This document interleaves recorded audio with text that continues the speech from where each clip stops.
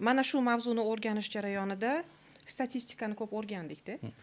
Lekin oxirgi 5 yillikni o'rgandik va oxirgi 2024-yilda bu rekord darajaga chiqqan, ya'ni O'zbekistonda ajralishlar soni 50 mingga yaqinlashgan. Sizga o'xshagan mutaxassislar, mana e'tiborsiz butun bir jamoa ishlaydi. Yarashtiruv komissiyasida yoki bo'lmasa oilalarni mustahkamlash yo'lida alohida shu g'oyani ustida ishlaydigan odamlar bor, lekin shunga qaramasdan ajrashlar bor. Ajrash va ko'p. Faqat bor emas, yildan yilga o'sib boryapti. Bu nima bilan bog'liq deb o'ylaysiz? Ekspert sifatida sizning fikringiz men uchun muhim. Masalan, men misol bilan keltiray. Agar biz bu narsani boshqa ko'rsatuvlarda ham aytib o'tganmiz, farzandlarimizga mashina haydatishga ruxsat berishligimiz uchun, uyimizda turgan mashinani haydashlikka ruxsat berishimiz uchun biz albatta unga pravaga o'qishlikka imkon beramiz, majburlaymiz. O'qimasa, masalan, mashina ishonib topshirilmaydi hamda ko'pincha. Nimaga? Chunki buni orqasida katta zararlar bo'lishligi mumkin. Kamida jarima bo'ladi. Qoidalarni bilmagandan keyin qoidalarni buzadi. Kimgadir masalan ustiga haydab qo'yadigan bo'lsa, odam talofat ko'radi, mashina buziladi. Ayanchli yakun topishi mumkin. Ham moddiy, ham ma'naviy, ya'ni zarar keltirib chiqishligi mumkin-da. Lekin biz farzandlarimizga, yana o'g'illarimizga ayniqsa, tirik bir jonni qo'shib berayotgan paytimizda mana shu oila maktabiga juda ham ko'p ham e'tibor bermaymiz-da. To'y degan paytda to'y harakatlari, oiladagi turmush qurish holati, to'yxona gaplashish, mashina gaplashish, fotosessiyalar, operatorlar, shunga o'xshash 3-4 soatda o'tib ketadigan marosimni tashvishlari bilan bog'liq deb o'ylayman. Lekin yigitlarimizni, men ko'proq yigitlarga murojaat qilgan bo'lardim.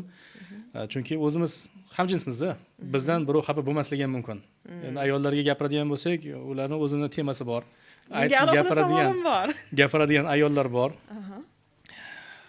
Juda katta mas'uliyat va men xohlardim oila maktabi, ya'ni oila qurishdan oldin alohida bir ta'limini, ilmini o'rganib qo'ysa yaxshiroq bo'lardi degan. To'g'ri, endi bu oila qurish ham yigitlarga ham qizlarga birdek zarur bo'lib qoldi-da. Kelinlarni biz oilaga tayyorlash deganda uni pazandaligini, hamshiraligini yoki bo'lmasa shunga o'xshash holatlarini ustida ishlaymiz, lekin o'zi turmush davomida uchrashi mumkin bo'lgan muammolar, bunga qanday yechim beriladi? Elementar odamlar kitob o'qimay qo'ydi-da. Agar meni shaxsiy fikrim, kuzatuvlarimdan kelib chiqadigan bo'lsak, ajrimlarni ko'payishligining sababi yoshlarni oila qurishlikka tayyormasligidan deb hisoblayman-da. Lekin turmush qurish yoshi ancha ko'tarilgan. Nisbatan ko'tarilgan. Masalan, bundan 10 yil oldin qizlar 20 yoshga to'lmasdan turmushga berishardi. Hozir o'zim atrofimda 26-27 yoshda ham turmushga chiqayotgan qizlar bor. Shunaqa har xil holatlar bor, to'g'ri. Meni shaxsiy tajribamdagi eng minimal rekord bu 2 oyda ajrashganlarni ko'rganim. Juda ham achinarli holat. Sabablari juda ham ko'p. Aslida siz aytgandek 3-chi tomonlarning aralashuvi yoki bo'lmasam oilaga tayyor bo'lmaslik holatlari yoki bo'lmasam yana nimani kuzatishimiz mumkin.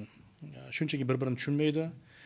Turmushdan oldin ожиданиялар, ya'ni kutuv juda ham yuqori bo'ladi. Yashash boshlagandan keyin kutuv o'xshamagandan keyin ideallar parchalanadi. Xuddi shunaqa, bir-biridan ko'ngli soviydi va hokazo.